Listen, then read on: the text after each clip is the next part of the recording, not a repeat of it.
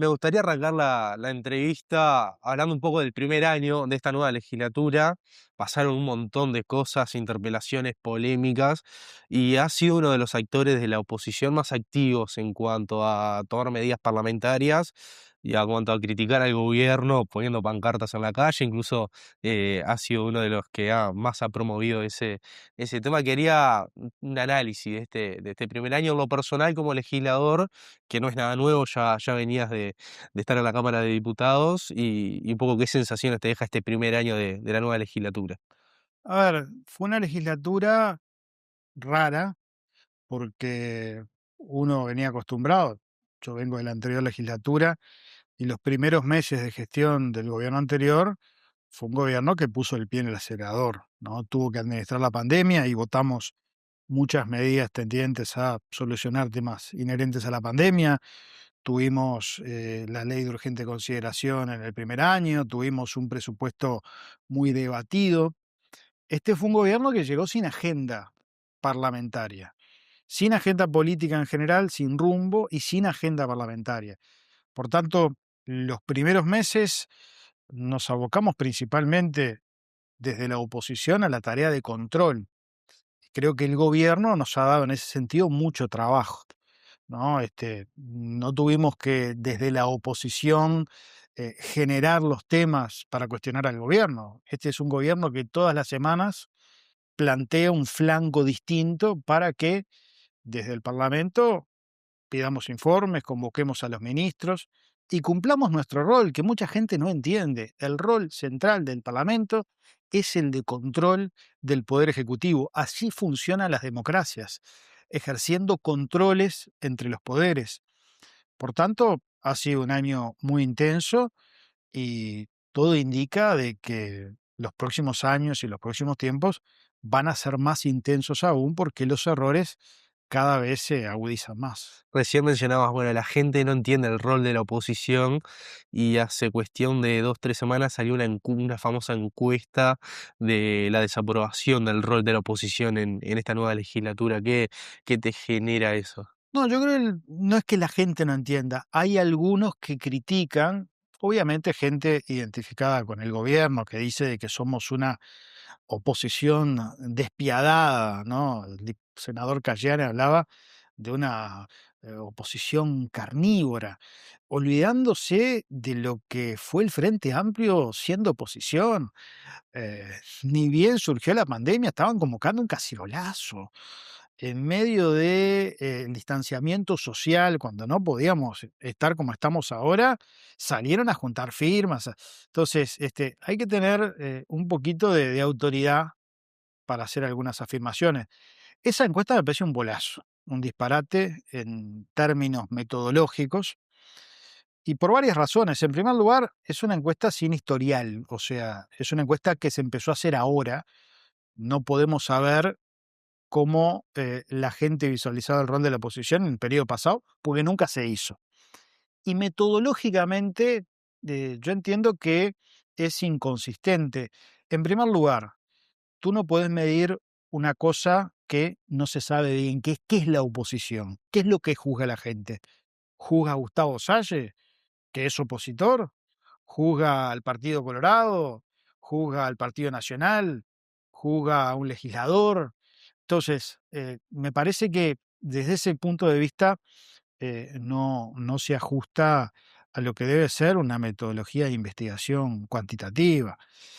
Creo además de que la oposición controla, la oposición no ejecuta obras, la oposición no concreta políticas, sí colabora, sí en el Parlamento discute y hace aportes, pero no se puede juzgar un producto de concreciones de la oposición como sí se puede juzgar el gobierno, porque para empezar, el gobierno sí es una unidad que tiene su estructura, que tiene su jerarquía, que tiene un presidente, que tiene sus ministros, que tiene sus autoridades. Entonces, allí se puede ver si las políticas públicas avanzan o no. Ahora, la oposición, a mí me parece que, en todo caso, es una encuesta que lo que busca es tratar de disimular, ¿no?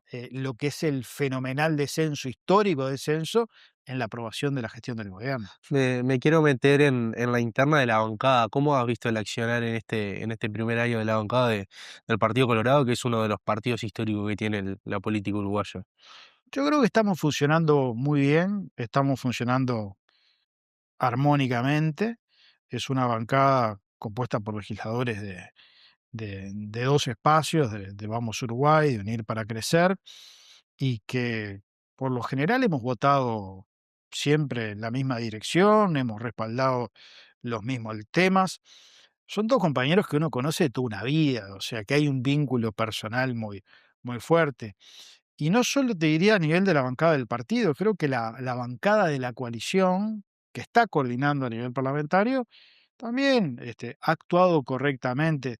Desde esa perspectiva era algo novedoso porque habíamos sido coalición en el gobierno, no habíamos sido aún coalición desde la oposición, pero yo creo que los niveles de coordinación que hoy tenemos son interesantes. Bueno, recién hablaba de, bueno, está conformado por dos sectores. eh, no quiero decir que se ha hablado mucho, pero sí se han puesto sobre la mesa eh, sector Ojeda, sector Bordaberry. eh, la polémica creció con aquella interpelación al ministro Negro, de Ojeda la quería hacer en diputados, Bordaberry la quería hacer él en el Senado. ¿Sentís que hay una interna ahí o está todo más que bien? Yo creo que a veces se tiende a dramatizar el disenso. Nosotros somos un partido político, no somos un monasterio, ¿no? Entonces discutimos, tenemos puntos de vista distintos, pero eso, lejos de perjudicar al partido, yo creo que lo enriquece. Hoy el Partido Colorado tiene dos sectores muy fuertes, con liderazgos claros. Los 5 senadores son líderes de sus grupos políticos. Lo es Ojeda, lo es Bordaberry, lo es Robert Silva, ¿no? Lo es Gustavo Subía, lo es Tabaré Viera. Tenemos a su vez dos grandes espacios. Yo creo que el partido está en un buen momento, está funcionando la orgánica muy bien, el comité ejecutivo tiene una planificación, se reúne todos los lunes, marca agenda, recorre el país. Por primera vez en mucho tiempo están funcionando los 19 comités ejecutivos en los departamentos. Hemos mejorado muchísimo la comunicación. Hay un relevo generacional en el partido. Hay una juventud que va a tener los próximos meses elecciones juveniles. Yo creo que este es un buen momento partidario y eso nos abre enormes desafíos de cara al futuro. Yo estoy convencido que el Partido Colorado va a ser clave para que en el año 2029 gane la coalición de... Hablabas recién un poco de lo que había sido al principio de la entrevista el Frente Amplio como oposición y está como esa versión de, bueno, esta oposición no le está dando ni un vaso de agua al gobierno. ¿Sentís que es así o se está yendo por el lado equivocado en ese sentido? Yo creo que lo que ocurre es que desde el Frente Amplio hay un relato que procura la victimización, ¿no? Se salió a decir que con este tema de la camioneta estábamos atentando contra la institucionalidad. ¿A vos te parece que por un pedido de informe, que fue lo que yo hice y fue la única acción parlamentaria que hizo toda la coalición, se puede atentar contra la institucionalidad? Atentar contra la institucionalidad es no dar toda la información, es no cuidar al presidente. Eso es atentar contra la institucionalidad. Yo creo que se procura la victimización permanente. Basta analizar cada una de las acciones que llevamos adelante desde el Parlamento, desde la oposición, creo que están fundamentadas. Este es un gobierno que comete un error tras otro. Este es un gobierno que no estaba preparado para llegar al gobierno, para gobernar. Lamentablemente lo digo y con mucho respeto, tenemos un presidente que no da la talla. A Yamandu Orsi le queda gigante la banda presidencial y a muchos ministros también. Entonces, uno ve que todos los días es un error tras otro. Desde cuestiones complejas como el tema de la camioneta hasta cuestiones menores, ¿no? Que hacen, en definitiva, a la confianza que tiene que dar un gobernante. Recién hablabas del tema de la camioneta, ha marcado la agenda este último mes. Recién decías, fuiste el único legislador en tomar una medida parlamentaria, hacer el pedido de informes. eh, Todo surge en base a una rifa, después el presidente hace un video, enseguida sale una nota de prensa donde también complicaba un poco la versión del presidente. ¿Qué te genera esta situación bueno, del presidente Orsi? Yo creo que denota, en primer lugar, que ese pedestal moral, ¿no?, en el que se posicionaban muchos actores del Frente Amplio se desplomó, ¿no? Y esto afecta muy fuerte el relato del MPP particularmente, ¿no? Que ellos eran los adalides de la transparencia, de la austeridad, y un presidente de la República se termina comprando un vehículo de alta gama de $80.000. Y para eso obtiene un descuento y casualmente la automotora que le hace el descuento es la misma que pone el vehículo para la Asunción del 1 de marzo, que tiene una fenomenal exposición pública en medios en el Uruguay y en el mundo.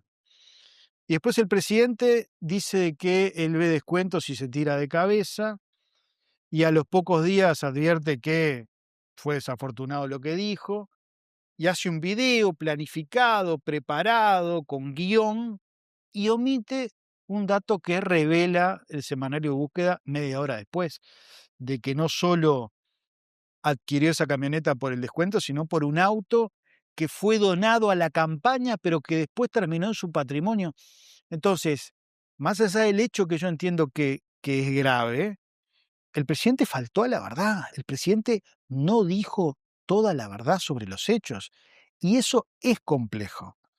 El problema que se generó en Estados Unidos entre Mónica Lewinsky y Clinton, ¿a qué obedeció? A que el presidente faltó a la verdad. Entonces, yo creo que es un tema que no se ha discutido, pero que a mí me parece complejo. De aquí en adelante, ¿le vamos a creer al presidente cuando diga determinada cosa? ¿O vamos a dudar que no está suministrando toda la información o que está omitiendo parte de la información? Eso es un dato que nos deja también este episodio. Y para mí, lo más grave, ¿m?, que es que a partir de ese descuento se le haya permitido a la automotora Oliva desfilar el 1 de marzo con su Hyundai. Bueno, eso no se ha aclarado y hay una versión aportada por el periodista Leandro Gómez de que esto se habría acordado en el Cabo Polonio en diciembre del año 2024, que está ahí y que no ha sido desmentida. Por tanto, yo creo que con el tema de la camioneta quedan muchas dudas. No es como dijo el senador Cayani, que el tema está cerrado.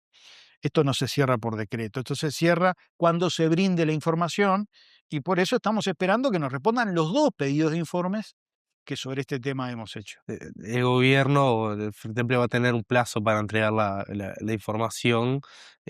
Luego que reciba la información, ¿cómo podría ser el accionar tuyo? Bueno, vamos a esperar. Yo no me quiero aventurar. Vamos a esperar a ver qué responden. O sea, tienen 45 días. El plazo empezó a correr el 26 del mes pasado. Y veremos qué información se nos brinda. Y evaluaremos las acciones a llevar adelante. Yo creo que es un tema que merece ser explicado no para este legislador. Yo no actúo políticamente para saciar inquietudes personales. Nosotros representamos a la ciudadanía. La gente merece que este tema sea explicitado. El gobierno lo ha reconocido en varias ocasiones de que ha tenido errores de comunicación. Creo que el último caso fue el de la Biblioteca Nacional, donde primero se había dicho que se iban a invertir 30 millones de dólares y después al final supuestamente van a ser 20. ¿Qué te genera esa situación puntual de la biblioteca y de los errores de comunicación de este nuevo gobierno? Bueno, yo pensé cuando el gobierno inició de que era un gobierno con serios problemas de comunicación, pero me parece que no podemos limitar el análisis a la comunicación. Los problemas del gobierno son problemas políticos. Este es un gobierno que carece de líder. El presidente no lidera. El presidente no conduce. El presidente no marca agenda. El presidente no hace seguimiento de los temas ni establece prioridades en la gestión. Entonces se transforma en un caos, ¿no? Cada uno hace lo que le parezca. Es como un partido de fútbol, ¿no? Todos corren atrás de la pelota, pero nadie ordena el cuadro. Y eso creo que es muy malo para el país en un contexto desfavorable económicamente, producto de circunstancias económicas regionales, mundiales, una economía que se está enlenteciendo, disputas internas, ¿no? Sobre concepciones importantes. Es muy distinto lo que opina Gabriel O'Donnell sobre cómo tiene que desarrollarse el país a lo que opina Juan Castillo. Y después, bueno, disputas internas. Es evidente que se están pasando facturas todo el tiempo dentro del gobierno y no tengo duda que mucho de lo que se conoció de la camioneta parte del propio gobierno y hasta, si me apurás, de la torre ejecutiva. ¿Quién filtró a búsqueda lo del auto Renault donado por una automotora? ¿No? Que se supo de que era una rifa, de la campaña del frente, que nadie había ganado y que Orsi le había utilizado para cambiar su auto. Eso surge de adentro. Entonces, estamos en un escenario muy complejo, quizás el más complejo que yo recuerde desde la apertura democrática. Te voy a cambiar de tema, te voy a llevar a la investigadora por el tema de Cardama. ¿Cómo ves el proceso, cómo viene llevándose? Y bueno, un poco esa situación que habían denunciado de que el Ejecutivo no enviaba toda la información, sí ha mejorado. A ver, en relación a Cardama, yo creo que la montaña parió un ratón, ¿no? Y le va a costar al Estado uruguayo muy caro una maniobra política que quiso hacer el gobierno en un momento difícil para atacar al anterior gobierno, para atacar al expresidente de la calle Pou, para atacar al exministro García. Yo creo que está quedando demostrado que había otras alternativas a la rescisión, que era posible una negociación para subsanar el tema de la garantía y no perder los 30 millones de euros que están hoy a medio construir en un puerto en Vigo de España, ¿no? Em, Aquí se anunció el tema Cardama como la gran irregularidad, como el gran acto de corrupción. Está quedando demostrado en el marco de la comisión de que fue una decisión que se tomó en base a, bueno, informes técnicos y opiniones fundadas de especialistas de la Armada, de comandantes de la Armada que, bueno, aconsejaron que Cardama era la mejor alternativa.